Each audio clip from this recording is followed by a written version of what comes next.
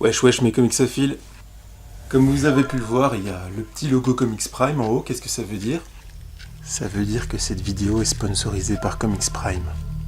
Hashtag comics gratuit.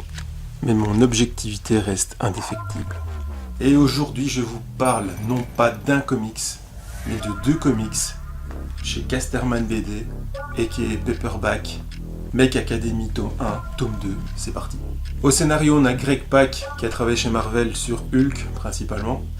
Et au dessin, on a Takeshi Miyazawa, si j'arrive à le dire. Takeshi Miyazawa, c'est bien ça. Qui a travaillé chez Marvel sur Runaways, mais aussi sur les séries de Mary Jane Watson. Petit pitch, il y a 60 ans, le premier robot mecha atterrissait sur Terre en Arizona à Los Robos. Ça ne s'invente pas. Il s'est lié d'amitié avec Skip Tanaka qui a dû affronter les Sharks, genre de gros crabes géants bien dégueulasses qui étaient venus nous exterminer. Depuis, tous les 4 ans, quelques robots mecha atterrissent au même endroit, au même moment, et choisissent un humain pour se lier à eux et défendre la Terre. Car oui, ils ont une conscience. Le Sky Corps forme des nouveaux pilotes chaque année, et 3 cadets sont pressentis cette année, donc Sanchez, Olivetti et Park, la fille du général. Hashtag piston, hashtag méchante de l'histoire. Sauf que le troisième méca n'est pas là. Il s'est amoché 1 kilomètre plus loin, où il va faire la connaissance de Stanford Yu, le héros de notre histoire. Stanford est le fils de la technicienne de surface de la base, et va bien évidemment morfler, sinon ce serait pas le héros de l'histoire non plus. Et là vous me dites alors, Park, la méchante de l'histoire, elle a pas de méca? Mais bien sûr que si, son papa lui en a dégoté un nouveau créé dans les bases sur Terre. Et ouais. Bien entendu, les Sharks vont revenir à la charge. Dur à dire ça. Et donc les cadets vont sauver des vies. Et du coup, comme ils n'ont pas respecté les ordres, ils vont se retrouver punis. Ah bah ouais. Donc le tome 1 reste très simple et pose les bases du genre, donc classique.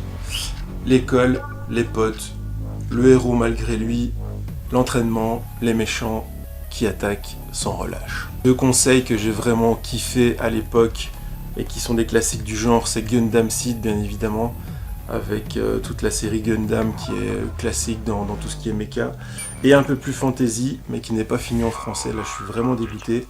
Broken Blade, avec des mechas, mais avec de la magie aussi dedans, c'était vraiment ouf. La surprise vient vraiment du tome 2 où les enjeux vont devenir vraiment beaucoup plus intéressants, l'intégrité des mechas va être mise en péril, et l'amitié de nos jeunes héros aussi. Je vais pas vous la faire à l'envers, c'est pas le comics de l'année. Ça s'adresse vraiment aux fans de robots géants. Et ça, c'est indéniable. Donc en fait, je le conseillerais vraiment à des jeunes lecteurs, à votre petit frère, votre petit cousin, votre filleul, qui a plus ou moins 10 ans, qui veut commencer les comics, qui aime les robots, bien évidemment. Et là, vous lui tapez ça, et le gamin, il pète un boulon. Les dessins de Miyazawa s'améliorent franchement vraiment très fort sur ce deuxième tome. Ça devient vraiment beaucoup plus précis. C'est vrai que le style comics et manga, l'ambiguïté pourrait choquer des personnes, mais franchement, c'est quand même assez lourd. Comme sur mes articles, je lâche une petite note, ce sera un 3 sur 5 pour moi, pour ce comics, pour ces deux comics, avec un deuxième comics beaucoup plus prenant que le premier qui pose vraiment les bases, qui est assez simple. Si vous ne savez pas quoi offrir à un jeune lecteur, ne cherchez plus. Mech Academy. Ce sera tout pour moi.